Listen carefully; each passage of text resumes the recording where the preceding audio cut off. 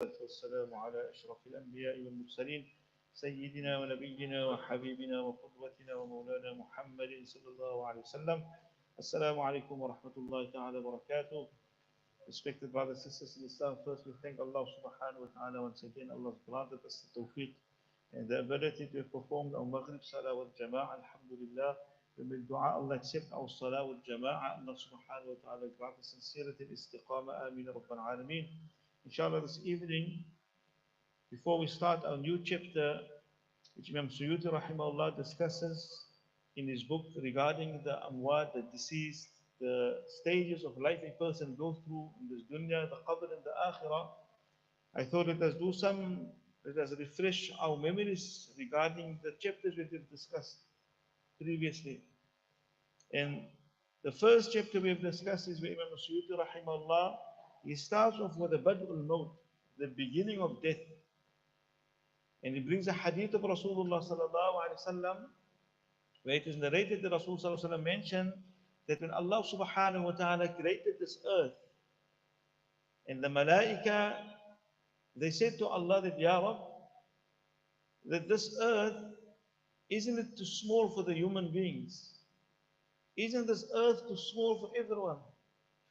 And then Allah responded to the malaika, Allah says, Oh my malaika, that I have created death, so that death can stabilize things in this dunya, so that death can strike that balance in this dunya. So as babies are born in this dunya, every day people die as well. And like that, Allah subhanahu wa ta'ala maintains this dunya so that it will never be full. There will always be people leaving this dunya every day, every second of the day there are people dying.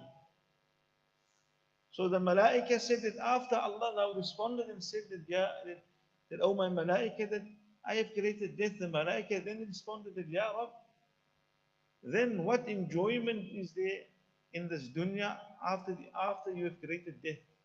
How will the people of this dunya enjoy their lives knowing that they're going to die? If you have created death, no one will enjoy life. And then Allah subhanahu wa ta'ala says, Oh my malaika, I have created amal, which is hopes. And the hopes is the thing that will distract the people in this dunya. Because of our hope in this dunya and our aspirations and our desires in this dunya, wanting to achieve our goals and wanting to reach our goals we set for ourselves in this dunya, that is the thing, says Allah, that will distract and make them forget about death. And this is exactly what is happening today. We all know that we must die. But very few of us reflect over death. Why? Because we are too busy trying to reach our goals in this dunya, trying to reach and to attain what we have set ourselves out as goals in this dunya. So Allah says to the malaika that the goals that they set for themselves, that will be the thing that will make them distracted in this dunya, that will make them forget about death. And then the author started the new chapter and another chapter after, discussing that how excessive hopes make us forget about death. He starts the second chapter speaking about Rasul sallallahu alaihi wasallam prohibiting anyone from wishing to die. And again, the root of the desire for death is again too little hope in this dunya, too little hope in the forgiveness of Allah subhanahu wa ta'ala. Because when a person, for example, he goes through a difficult time, he becomes hopeless. He has no hope in this dunya. And then the next thing he desires that I want to leave. And that's why you find people go to the extent of ending their own lives. And that's why Rasul sallallahu alayhi wa sallam says in the narration he brings, where Rasul sallallahu alayhi wa sallam says that لا يتمنين أحدكم الموت, that none of you should desire for death to come because of a calamity, because of a difficulty that came your way. For then says Rasul sallallahu alaihi wasallam that if it is that you were a person of righteousness, then it is more time for you to do good deeds. And if you are a person who engaged in sin, then there's more time for you to seek the forgiveness of Allah subhanahu wa ta'ala. So no one should, says Rasul sallallahu alaihi wasallam, taken from the hadith, should desire death. and should want death to come. And then the next chapter, Imam al-Suyuti rahimahullah, he discussed the fadl tul al-hayati fi ta'atillah, the virtue of having a long life in the obedience of Allah subhanahu wa ta'ala. Rasul sallallahu alayhi wa sallam was asked, and he brings the narration where Rasul sallallahu was asked, Ya Rasulullah, ayyun nas afdal? That, Ya Rasulullah, which amongst the people are the best in the sight of Allah? فقال رسول صلى الله عليه وسلم من طال عمره وحسن عمله, the one who Allah has granted a long life, and connected to that long life Allah has granted him the ability to do good and righteous deeds. And again Rasul was asked, Ya Rasulullah, who's the worst of people? Rasul said, the one who Allah has given a long life, but he engaged in sin, even though his time is coming to an end, but yet he finds the time to disobey Allah subhanahu wa ta'ala. So the person who Allah has granted a long life in the obedience of Allah, in the eyes of Allah, that is the best of people. In the eyes of Allah, that is the best of people.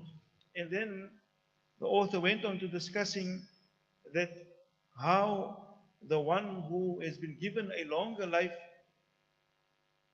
is preferred by Allah. Why? Because Allah has given him more opportunity to do good.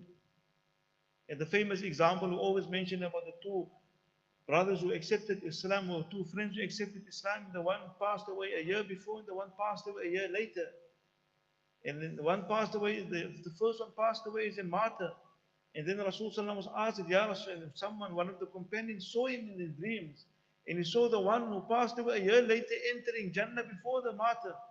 So he came to Rasulullah, he was worried. So Rasulullah said that, isn't it that the one who passed away a year later, isn't it that he performed a year of Salah extra? Isn't it that he fasted a month of Ramadan extra? Isn't it that he performed so many good deeds extra? So for that reason, Allah gave him preference to enter the Jannah first. And then the author, he went on to discussing that Jawazu tamanna al-maut, the permissibility of wishing and desiring death.